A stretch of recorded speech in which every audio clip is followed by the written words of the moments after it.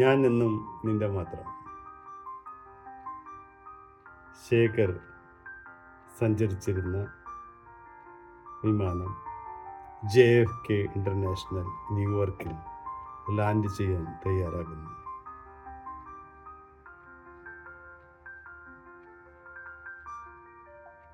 Seat belt ഊരിമാറ്റി Kavya എഴുന്നേറ്റ് വാതിലിനടുത്തേക്ക് നടന്നു. ശേഖറിൻ്റെ കൈ പിടിക്കാൻ അവൾ മറന്നില്ല.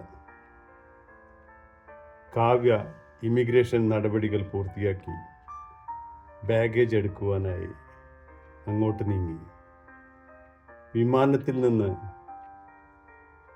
എയർപോർട്ട് വൈഫൈ സജ്ജമാക്കാൻ അവൾ മറന്നില്ല. താമസിയാതെ മൊബൈൽ റിങ് ചെയ്യാൻ തുടങ്ങി. വേദികയാണ് വിളിക്കുന്നത്. അവൾ ഫോൺ എടുത്തു. ശരി അമ്മ, ഇപ്പോൾ പുറത്തെത്തും.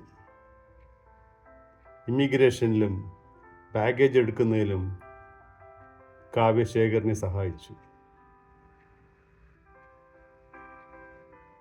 അവർ അറൈവൽ ലോഞ്ചിൽ എത്തുവാനായി ഒരുമിച്ച് നടന്നു. ശേഖറിൻ്റെ കയ്യിൽ കാവ്യ മുറുകെ പിടിച്ചിരുന്നു.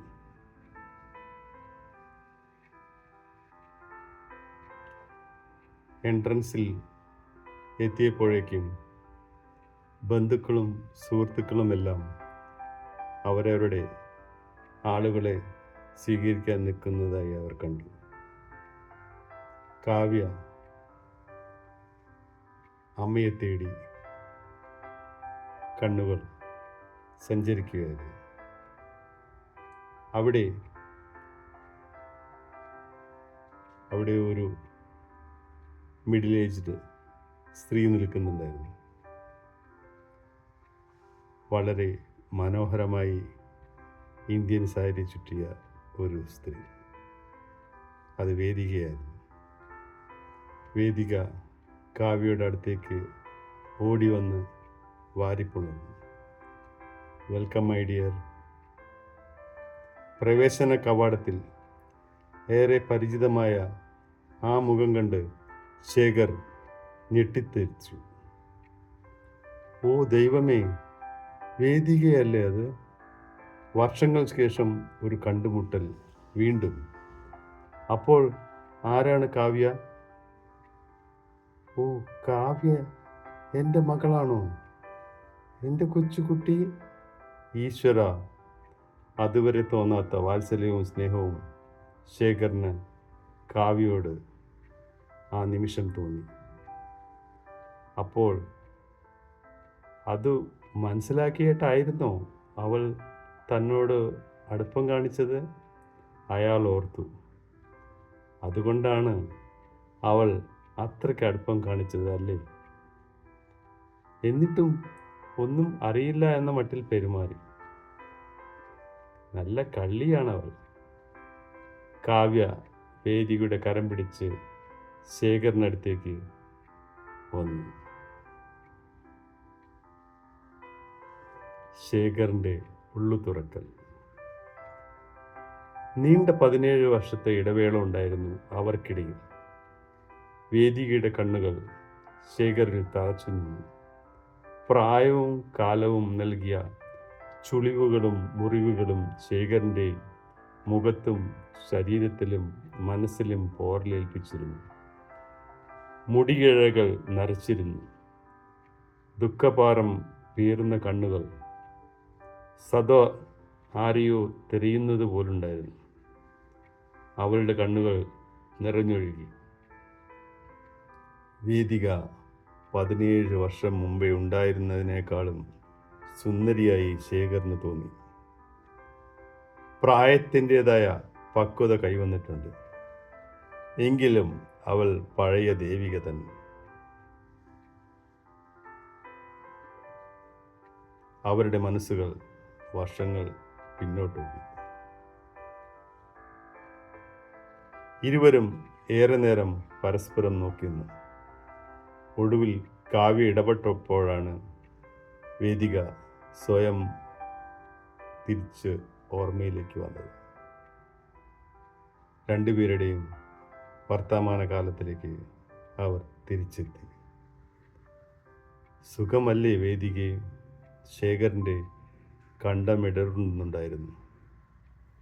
യെസ്, നമ്മുടെ മോളെ കണ്ടില്ലേ ശേഖർ? എന്നോളം വലുതായിരിക്കുന്നു, വേദിക അഭിമാനത്തോടെ പറഞ്ഞു. ഉവ്, മിടുക്കിയാണവൾ. ഫ്ലൈറ്റിൽ നിന്ന് തന്നെ എന്നെ മനസ്സിലാക്കിയിട്ടും എന്നോടൊന്നും പറഞ്ഞില്ല അവൾ. അയാൾ കാവ്യയെ വാത്സല്യത്തോടെ ചേർത്ത് പിടിച്ചു. വരൂ, നമുക്ക് പോകാം. ബാക്കി വിശേഷങ്ങളെല്ലാം പോകുന്ന വഴിയെ പറയാം.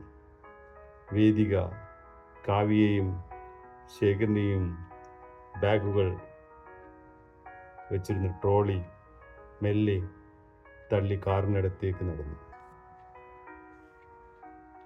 നടക്കുന്ന വഴിയിൽ ശേഖറിൻ്റെ കയ്യിൽ പിടിച്ചു നടക്കാൻ വേദിക കൊതിച്ചു.